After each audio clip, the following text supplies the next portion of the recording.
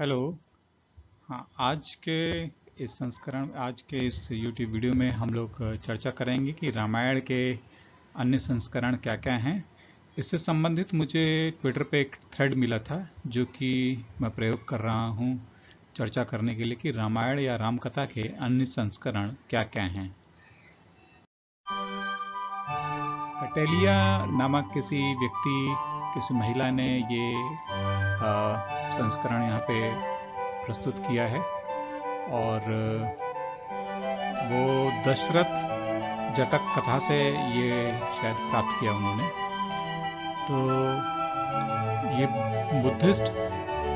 पाली कोई ग्रंथ है, उसमें से प्राप्त किया है, जो कि दक्षिण पूर्व एशिया यानी इंडोनेशिया और मलेशिया जैसे देशों में बहुत ही प्रचलित और सम्मानित बुद्ध कथाएं हैं। और उनमें जो प्रचलित संस्करण है रामकथा का, वो यहाँ पे चर्चा किया जा रहा है। कटलियाँ इसके बारे में यहाँ पे लिख रही हैं। तो दशरथ जो थे, इस संस्करण के अनुसार बनारस के महाराजा थे और उनकी जो प्रमुख पत्नी थी, उनसे उनको दो पुत्र हुए थे, एक राम पंडित और दूसरा लखन नाम से, और एक पुत्री थी सीता। यानी इस संस्करण के अनुसार राम और सीता पति पत्नी नहीं बल्कि भाई बहन हैं। तो ये एक खास नोट करने वाली बात है। इसके बाद जब उनकी पत्नी का देहांत हो गया, यानी कि इसमें राम की माता कौशल्या का देहांत हो गया है, तो उनका जब देहांत हो गया तो दशरथ बहुत ही दुखी थे और उन्होंने दूसरी किसी महारानी को फिर अंततः फाइनली ओहदा दे दिया प्रमुख महारानी का, क्योंकि प्रमुख महारानी पुरानी वाली गुजर चुकी थी, तो एक नई दूसरी छोटी उपरानी को प्रधान महारानी बना दिया। और फिर उससे भी एक पुत्र हुआ जिसका नाम था भरत। तो ये दूसरी जो रानी हैं, महारानी बन गई है, ये चाहती हैं कि इनके पुत्र भरत को अपना राजा डिक्लेयर करा जाए या बनारस का। तो ऐसे में दशरथ को भय था कि कहीं जो उनकी नई महारानियां सौतेली माँ है राम की और सीता की, वो कहीं उनको कुछ क्षति ना कर दें। इसलिए वो राम से बोलते हैं कि तुम ये छोड़ के चले जाओ कुछ सालों के लिए, 12 सालों के लिए, और शहर छोड़ के, और उसके बाद वो तय करेंगे क्या करना है। तो राम जो हैं, राम सीता और लक्ष्मण तीनों भाई बहन हैं, वो तीनों यहाँ से बनारस से हिमालय गमन कर गए और वहाँ पे एक छोटा सा कुटिया बनाकर रहने लगे। और राम पंडित, तो इसमें राम एक पंडित हैं, राम एक साधु बन गए और सीता और लखन उनकी सेवा करने लगे। और फिर इधर बनारस में राजा दशरथ जो हैं, अपने बच्चों के बिछुओं में मोह में 9 साल उपरांत प्राण त्याग दिए। और उसके बाद क्या हुआ कि जब महारानी ने अपने पुत्र भरत को राजा बनाने की कोशिश करी, तो बाकी मंत्रियों ने इस पे आपत्ति उठाई कि सिंहासन का असली उत्तराधिकारी तो इस समय जंगल में है कहीं, और राम पंडित, और उसको बनाया जाना चाहिए राजा। तो फिर भरत जो थे, राम को ढूंढने के लिए निकले और उनको एक कुटिया में पाया, और फिर वहाँ जाकर राम के आगे रोते हुए अपने पिता की मृत्यु के बारे में बताया। और लखन और सीता तो पिता की मृत्यु से बहुत दुखी हुए थे, लेकिन राम पंडित जो थे एकदम शांत बैठे हुए थे, और फिर उन्होंने अपने भाई बहनों को शांत कराया, दिलासा दी। और जब भरत ने पूछा कि वो दुख क्यों नहीं जता रहे हैं पिता की मृत्यु पे, तो राम ने उनको संदेश दिया कि जो जीवन है वो अस्थाई है, और इसमें अस्थाई जीवन में बिछोह का गम करना व्यर्थ होता है। जिसको ज्ञान प्राप्त हो चुका हो जीवन के प्रति, वो इसके बिछोह पे दुखी नहीं होता है, क्योंकि उसको मालूम है कि ये तो होना ही होता है। तो ये सबक राम भरत को सुनाते हैं, और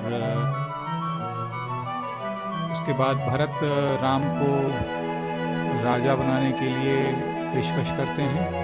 जो कि राम रिफ्यूज़ कर देते हैं, मना कर देते हैं कि वो 12 साल उपरांत ही अपने बनारस शहर लौटेंगे, जैसा कि उन्होंने अपने पिता को वचन दिया था। हालांकि फिर भी राम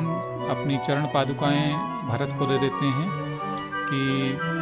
वो लेकर जाएं, और ये चरण पादुकाएं उनको जरूरत पड़ने पे इशारा देती रहेंगी, राज्य को चलाने में, सुशासन के लिए आवश्यक न्याय और निर्णय लेने में। तो उसके बाद 3 साल उपरांत राम, पंडित लखन और सीता भी बनारस लौट आते हैं, और फिर मंत्रीगण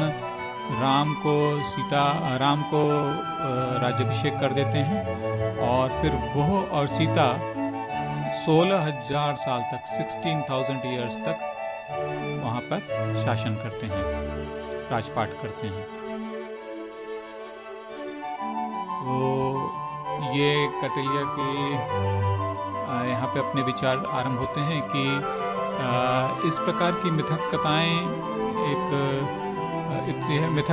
तमाम मिथक कथाओं के प्रति एक सवाल प्रस्तुत करती हैं आज के समाज के सामने, प्राचीन समाजों के प्रति, कि क्या हम प्राचीन समाजों के प्रति जो कुछ जानते, सोचते, समझते हैं, क्या वो सही है? क्योंकि प्राचीन समाजों के प्रति एक से अधिक कथाएं अलग अलग भूगोलों में, अलग अलग समाजों में प्रचलित हैं। तो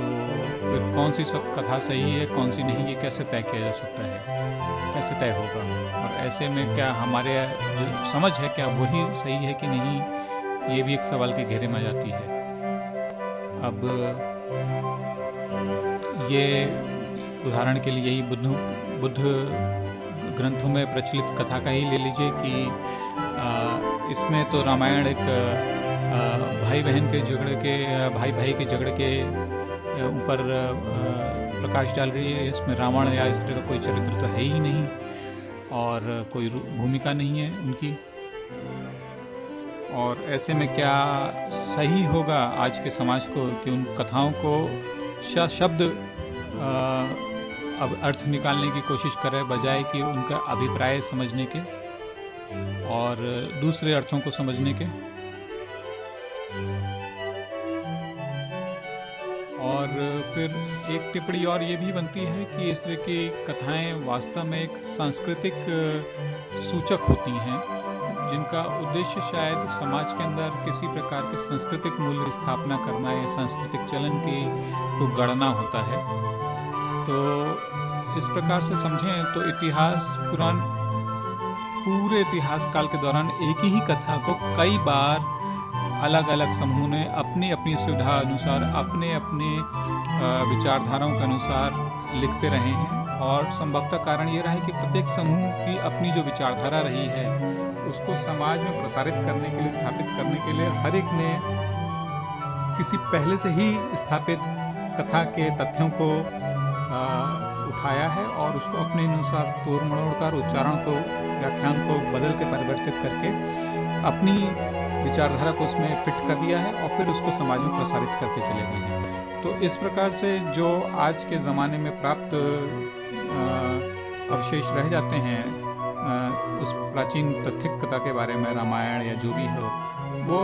संभव है कि जो भी हम जानते हैं वो खुद में अपने आप में कोई इस तरह की प्रभावित हुई संस्करण ही रहा होगा, और जिसके बारे में पूर्ण संतुष्टि से और प्रामाणिकता से नहीं दावा किया जा सकता है कि ये जो हम जानते हैं वो सही ही है। तो कौटिल्य के इस पीठ पर एक किसी एक व्यक्ति ने एक टिप्पणी भी करी है और उन्होंने इस पूरे थ्रेड को, कटेलिया के थ्रेड को बहुत ही अच्छा बताया है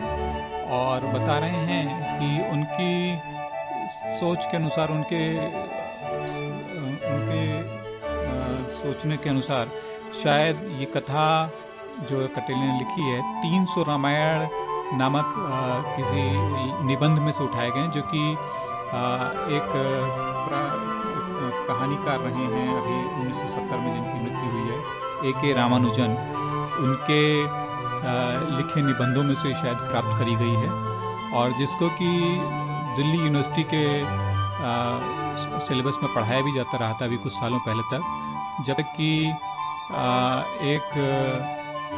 निश्चित संस्करण को ही स्थापित करने के उद्देश्य से कुछ राजनीतिक गुट ने दिल्ली यूनिवर्सिटी पे हमला करके उनको फिर राजनीतिक दबाव डलवा के उस संस्करण को, निबंध को प्रतिबंधित नहीं करवा दिया, वापस नहीं लेवा लिया। तो इस पर फिर कटेलिया ने एक प्रत्युत्तर भी लिखा है कि सही बात बताइए आपने, अखिल भारतीय विद्यार्थी परिषद ने मांग उठाई थी कि ए.के. रामानुजन के उन निबंधों को हटाया जाए सिलेबस में से, जिसमें कि इस तरह की रामायण के वर्जन दिए गए हैं और जो कि वहाँ दिल्ली यूनिवर्सिटी में पढ़ाए जा रहे हैं। तो दिल्ली यूनिवर्सिटी के ग्रंथालय में रखे गए बौद्ध जातक कथाओं के इस संस्करण को वहाँ से हटा दिया गया उसके बाद से।